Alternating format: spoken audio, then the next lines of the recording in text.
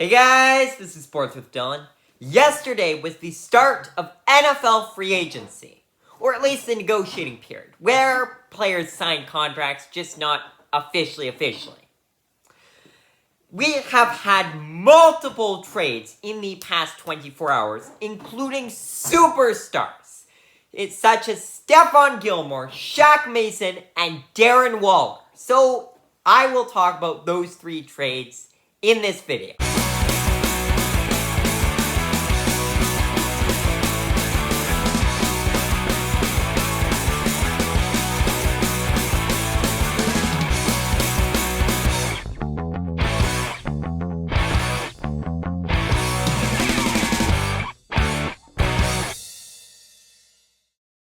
Why don't we kick it off with Shaq Mason?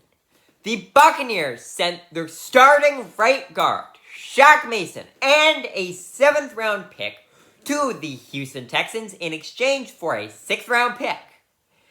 This does not make sense to me, and you'll find this is a common theme in this video. Shaq Mason is a very solid guard. A year ago, he was traded from the New England Patriots to the Tampa Bay Buccaneers in exchange for a 5th round pick, which at the time was thought to be a very low cost. Shaq Mason did not have the best year of his career this past season, but he still did pretty well, more than to warrant only a 6th round pick while being packaged with a 7th rounder, especially given the fact that he's not even 30 yet, although he does have quite the hefty contract that will last for a while longer. But he's still quite a solid guard. And with the Buccaneers releasing their starting right tackle, Donovan Smith, just a couple of days ago, now trading away Shaq Mason seems like a lot. All they have as continuity on their offensive line left is Tristan Wirfs, the superstar left tackle, and Ryan Jensen, a very good center.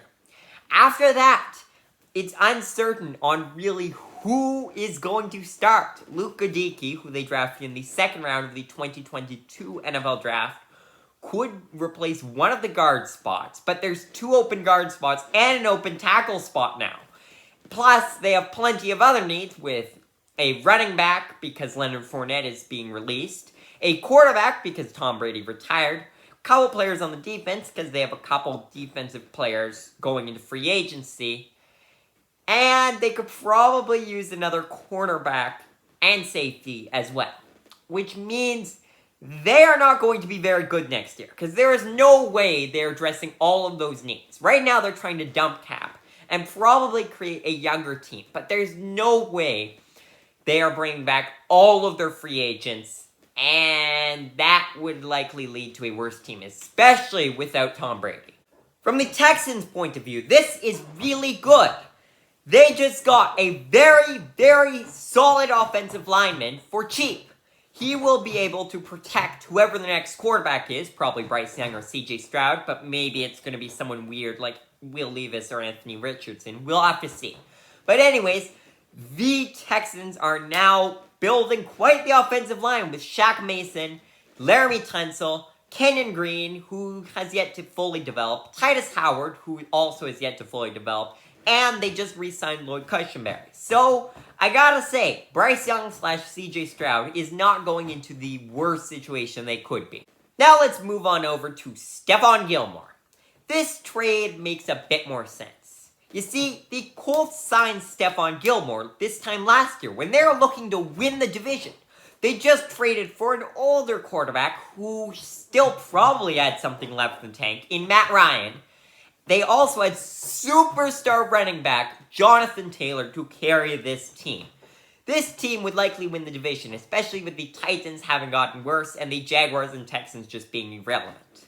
That did not work at all. Matt Ryan turned out to be absolutely awful. Jonathan Taylor just couldn't get it going.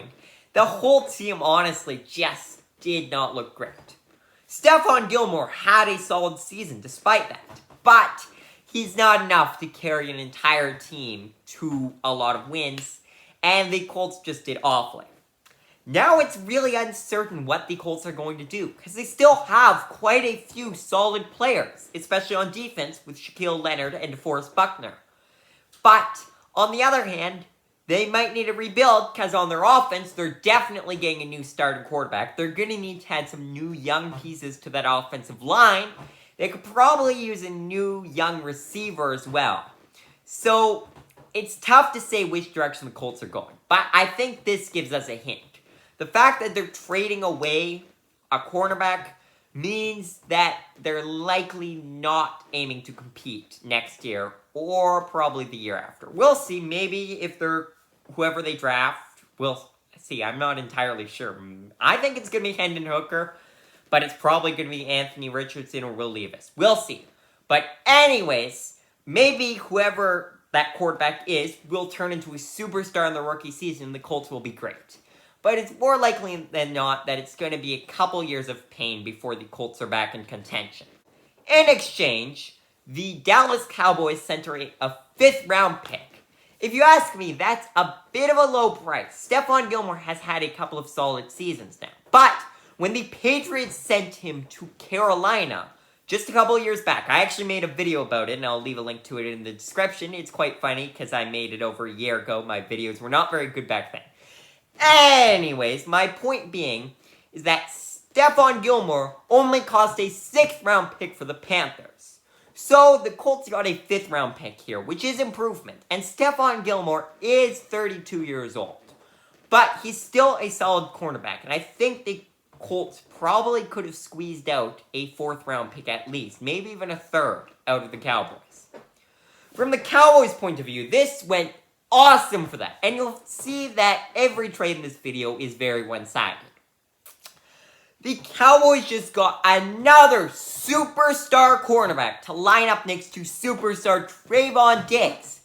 This secondary is looking pretty darn good now with Stephon Gilmore, Trayvon Diggs, Donovan Wilson, who they just signed to an extension, Malik Hooker, and Jaron Kearse. Stephon Gilmore is not that expensive, and they just got him for a cheap pick. So it almost cost them nothing, and now they get a solid contributor. Even if Stephon Gilmore does start to show his age this year, he can't be worse than what they had as the number 2 cornerback last year, which was generally a combination of Anthony Brown and Kelvin Joseph, neither of which were good at all. It was all Trayvon Diggs. But now you have 2 solid lockdown cornerbacks, so good on the Cowboys there. Lastly, the most puzzling trade of the day. Darren Waller, the superstar tight end. And I say that a lot. Superstar, whatever their position is. Anyways, Darren Waller, who is very, very good, was traded to the New York Giants from the Las Vegas Raiders. In exchange, the Raiders got a 3rd-round pick. This trade confuses me the most of the day, by far. You see, the Raiders yesterday signed Jimmy Garoppolo, which means that they're likely not going to draft a quarterback this year. So that brings into question, what exactly are the Raiders doing? Because if they're signing an older quarterback, you think they're ready to compete. They signed Jacoby Myers, who's a solid number 2 receiver today. So now they've got a superstar running back in Josh Jacobs, a superstar receiver in Devontae Adams, a solid number 2 receiver in Jacoby Myers, superstar defender Max Crosby, although the rest of the defense can be a bit iffy. But even still, they seem to have a playoff contending team. But then they go and trade away a superstar tight end, even though he didn't cost that much. And it's not like they're over the cap either. So maybe the Raiders aren't aiming to compete. But that brings into question, why would you sign Jimmy Garoppolo? He's a solid veteran quarterback. He can lead you to the playoffs, as he showed with the 49ers.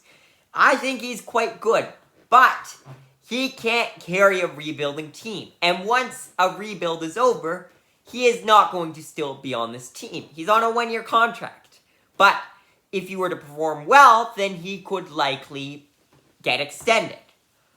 But now that they're trading away one of his top weapons before he even played for them, who is pretty cheap and a superstar, although he is getting up there in age and his production has lowered a bit, Darren Waller is still really good, but now they're trading him away. So it makes me wonder, what the heck is David Ziegler, the GM of the Raiders, thinking right now? From the Giants' point of view, this was amazing. They just got a top 5 NFL tight end for only a 3rd round pick. Now, it wouldn't go much more on Darren Waller. I think it could have been worth a 2nd round pick, but a 1st would definitely be too much. He's solid, but as I mentioned, he's 30, and his production's already lowered these past couple of years. I am worried to see what it could become in a couple years down the road. But, on the other hand, the Giants made the playoffs this year, and they had arguably the worst receiving core in the NFL. And that's an NFL that included the Bears. They had no receivers at all. They had no one. Their starting tight end, who is a rookie, Daniel Bellinger, who looked fine, was injured, which meant they had to go with some tight end I've never even heard of to start. And yet they still made the playoffs. They had no receivers, no pass catchers at all. And yet somehow they made the playoffs. So now that they have traded for Darren Waller for only a 3rd round pick, this team should be much better now that Daniel Jones has someone to actually throw to. Plus, Daniel Bellinger can be a solid backup option. And eventually, when Darren Waller starts to slide down, then Daniel Bellinger can take over as the starting tight end in New York again. So all in all, I think this was a really good deal for the Giants. But once again, what the heck is going on with the Raiders? They could have contended with Darren Waller, Jimmy Garoppolo, Josh Jacobs, and Devontae Adams. But instead, now they're trading away Darren Waller. So, like I said, I'm very confused. Maybe they cleared up this cap space because they're going to make a huge splash signing tomorrow or trade. We'll see. But something tells me that they just trade him for no particular reason except to clear up a bit of cap space and sign a couple minimal players. Anyways, those were the trades for today. Check out my free agency video that isn't out quite yet, but it will be probably 30 minutes from when you're watching this. Thanks for watching.